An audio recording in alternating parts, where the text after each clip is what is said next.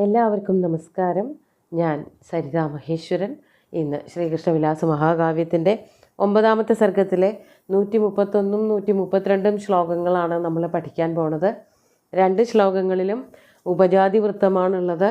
ജരാസന്ധനെ തോൽപ്പിച്ചതിൻ്റെ ഒരു സന്തോഷം ദേവന്മാരൊക്കെ പ്രകടിപ്പിക്കുകയാണെന്നാണ് പറഞ്ഞത്. അതിൻ്റെ തുടർച്ച തന്നെയാണ് വരണ ശ്ലോകങ്ങൾ. നമുക്ക് ആദ്യം 131ാമത്തെ ശ്ലോകം നോക്കാം.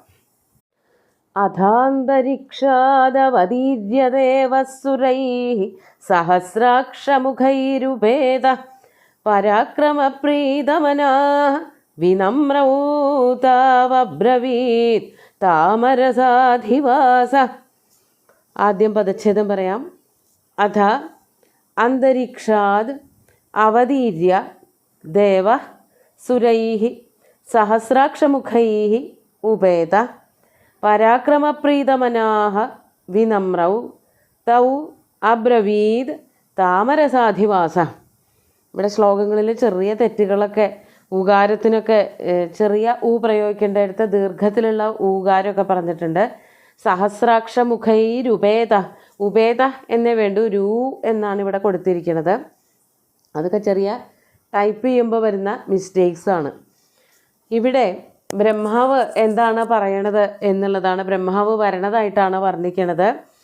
അഥ അനന്തരം, അതായത് പുഷ്പവൃഷ്ടിയൊക്കെ ഉണ്ടായി, ജരാസന്ധനെ കൊല്ലരുതെന്ന് പറഞ്ഞു. ജരാസന്ധൻ നാണം കെട്ട് എവിടെയെങ്കിലും പോയി ഒളിച്ചാൽ മതി, ഇനി ഭൂമിയുടെ മുകളിൽ ജീവിച്ചിരിക്കുന്നതിൽ വലിയ അർത്ഥമൊന്നുമില്ല എന്ന തോന്നലോട് കൂടിയിട്ട് നാണം കെട്ട് പോയപ്പോൾ ഈ ബലരാമൻ്റെയും ശ്രീകൃഷ്ണൻ്റെയും ശിരസിലൂടെ പുഷ്പവൃഷ്ടി നടത്തി ദേവന്മാർ എന്ന് പറഞ്ഞിട്ടാണല്ലോ നിർത്തിയത്. അതിനുശേഷം ഏറ്റവും അധികം സന്തോഷിച്ച ബ്രഹ്മാവ് വരണതായിട്ടാണ് പറയണത്. ഒറ്റയ്ക്കല്ല വരണത്. അഥ അനന്തരം ദേവ, ദേവൻ, ബ്രഹ്മാവിനെയാണ് ഉദ്ദേശിക്കുന്നത്. സഹസ്രാക്ഷമുഖൈഃ സുരൈഃ ഉപേത. സഹസ്രാക്ഷമുഖൈഃ, സഹസ്രാക്ഷൻ തുടങ്ങിയ പ്രമുഖന്മാരായിട്ടുള്ള ദേവന്മാരാൽ അകമ്പടി സേവിക്കുന്നവനായ, കൂടെ നടക്കുന്നവനായ. സഹസ്രാക്ഷൻ എന്ന് പറഞ്ഞാൽ 1000 കണ്ണുകളുള്ളവൻ ഇന്ദ്രനാണ്, ദേവേന്ദ്രൻ. ദേവേന്ദ്രൻ മുഖ ശബ്ദം കൊണ്ട് പ്രമുഖ എന്നുള്ള അർത്ഥമാണ് എടുക്കേണ്ടത്. സഹസ്രാക്ഷമുഖൈഹി എന്ന് പറയുമ്പോൾ ദേവേന്ദ്രൻ മുതലായിട്ടുള്ള പ്രമുഖന്മാരായ സുരൈഹി, ദേവന്മാരാൽ, ഉപേതഃ കൂടിച്ചേർന്ന് ഒരുമിച്ച് വരുന്നവനായിട്ടുള്ള ബ്രഹ്മാവ്. ആ ബ്രഹ്മാവ് എങ്ങനെയാണ്? പരാക്രമ പ്രീതമനാഹ താമരസാധിവാസ ദേവ. ദേവ എന്നുള്ളത് അവിടേക്ക് ചേർത്താലും മതി. താമരസ അധിവാസ. താമരസം എന്ന് പറഞ്ഞാൽ താമര തന്നെയാണ്, സകാരാന്തം ശബ്ദമാണ്. അതുപോലെ ചന്ദ്രമസ് എന്നൊക്കെ പറയും. അങ്ങനെ സകാരാന്ത ശബ്ദങ്ങളായിട്ട് ഈ വാക്കുകൾക്കൊക്കെ അങ്ങനെ ചില രൂപങ്ങളുണ്ട്. അപ്പോൾ താമരസാധിവാസ എന്ന് പറയുമ്പോൾ താമരയിൽ അധിവസിക്കുന്നവനായിട്ടുള്ള ദേവ, ദേവൻ ബ്രഹ്മാവ്. ബ്രഹ്മാവും ദേവന്മാരും കൂടിയിട്ട് ഭൂമിയിലേക്ക് വരികയാണ്. പരാക്രമപ്രീതമനാഹ, പരാക്രമം നടത്തിയതിൽ, ജരാസന്ധനെ തോൽപ്പിച്ചതിൽ ഏറ്റവും അധികം സന്തുഷ്ടനായ, പ്രീതമനാഹ താമരസാധിവാസ ദേവ സഹസ്രാക്ഷമുഖൈഃ സുരൈഃ ഉപേത. അപ്പോൾ അവരെല്ലാവരും കൂടിയിട്ട്, ബ്രഹ്മാവുണ്ട്, ദേവന്മാരുണ്ട്, ദേവേന്ദ്രനുണ്ട്, എല്ലാവരും കൂടിയിട്ട് ഭൂമിയിലേക്ക് വന്ന്, അതാണ് പറയണത്. അന്തരീക്ഷാത് അവതീര്യ. അന്തരീക്ഷം ആകാശമാർഗം, ആകാശമാർഗത്തിൽ നിന്നിട്ടാണല്ലോ ഇവർ ഈ കാഴ്ചകളൊക്കെ കണ്ടിരുന്നത്. അവിടെ നിന്ന് അവതീര്യ ഭൂമിയിലേക്ക് ഇറങ്ങി വന്നിട്ട്, അവരെല്ലാവരും കൂടി വന്നിട്ട് വിനമ്രൗ തൗ അബ്രവീത്. അപ്പോൾ അവരെയൊക്കെ കൂടി കണ്ടപ്പോൾ ബലരാമനും ശ്രീകൃഷ്ണനും, അവർ ചെറിയ കുട്ടികളാണല്ലോ, ഈ വളരെ പ്രായാധിക്യമുള്ള ബ്രഹ്മാവ്, ദേവേന്ദ്രൻ ഒക്കെ, അവരൊക്കെ ഗുരു കാരണവന്മാരെ പോലെയാണ്. അവരെയൊക്കെ കൂടി കണ്ടപ്പോൾ ഇവർ രണ്ടുപേരും എന്തു ചെയ്തു? വിനമ്രൗ, വേഗം തന്നെ അവരെ നമസ്കരിച്ചു. അങ്ങനെ നമസ്കരിക്കുന്നവരായിട്ടുള്ള ആ 2 ബാലകന്മാരോടായിട്ട് വിനമ്രൗ തൗ അബ്രവീത്. അവിടെ ദ്വിതീയാണ്, ദ്വിതീയ ദ്വിവചനം, അതാണ് വിനമ്രൗ തൗ. നമസ്കരിച്ചവരായ അവരോട്, ആ ബാലകന്മാരോട് അബ്രവീത്, പറഞ്ഞത് ബ്രഹ്മാവാണ്. മറ്റ് ദേവന്മാരൊക്കെ കൂടെ നിൽക്കുന്നുണ്ട്. അങ്ങനെ ഈ ബാലകന്മാരോട് ബ്രഹ്മാവ് ഇപ്രകാരം പറഞ്ഞു എന്ന് പറഞ്ഞിട്ട് ബ്രഹ്മാവ് പറയുന്നതായിട്ടുള്ള 2-3 ശ്ലോകങ്ങളാണ് തുടർച്ചയായിട്ട് ഇനി നമ്മൾ നോക്കാൻ പോണത്. 132 ശ്ലോകം. എന്താണ് ബ്രഹ്മാവ് ഈ ബാലകന്മാരോട് പറയണതെന്ന് നോക്കാം. കൃതം കൃതാന്തേന വിചിന്യ നൂനം പുരോപകാരം ഗുരുപുത്രദാനം യദൂദ്വഹ ത്വത്പ്രഹിതൈരസംഖ്യൈ വീരൈഃ സമാപൂരി പുരീതദീയ. ഇവിടെയും സംസ്കൃത ശ്ലോകത്തിൽ വീരൈഹി എന്നുള്ള അക്ഷരം തെറ്റായിട്ടാണ് വൗ എന്നാണ് കൊടുത്തിരിക്കുന്നത്. അത് ദീർഘത്തിന് വന്ന ചെറിയൊരു മാറ്റമാണ്, ടൈപ്പ് ചെയ്തപ്പോൾ വന്നിട്ടുള്ള തെറ്റാണ്. വീരൈഹി വീരന്മാരാൽ എന്നുള്ള വാക്കാണ് അവിടെ വരേണ്ടത്. നമുക്ക് ആദ്യം പദച്ഛേദം പറയാം.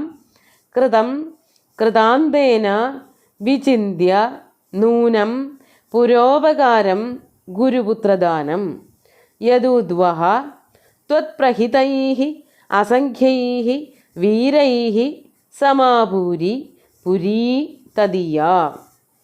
എന്താണ് ഇവിടെ പറയണത് എന്നാണെങ്കിൽ, ശ്രീകൃഷ്ണനെ വിളിച്ചുകൊണ്ട് ശ്രീകൃഷ്ണനോടായിട്ടാണ് ബ്രഹ്മാവ് പറയണത്. യദോദ്വഹ അല്ലയോ യാദവശ്രേഷ്ഠനായിട്ടുള്ള ശ്രീകൃഷ്ണ, പുരാകൃതം ഗുരുപുത്രദാനം ഉപകാരം വിചിന്യ. പണ്ട് യമദേവൻ അങ്ങയ്ക്ക് ഒരു ഉപകാരം ചെയ്തു തന്നിരുന്നു. അതാണ് പുരാകൃതം, പണ്ട് ചെയ്തതായ ഗുരുപുത്രദാനം ഉപകാരം, ഗുരുവിൻ്റെ പുത്രനെ തന്നു എന്നുള്ളതായ ഉപകാരം.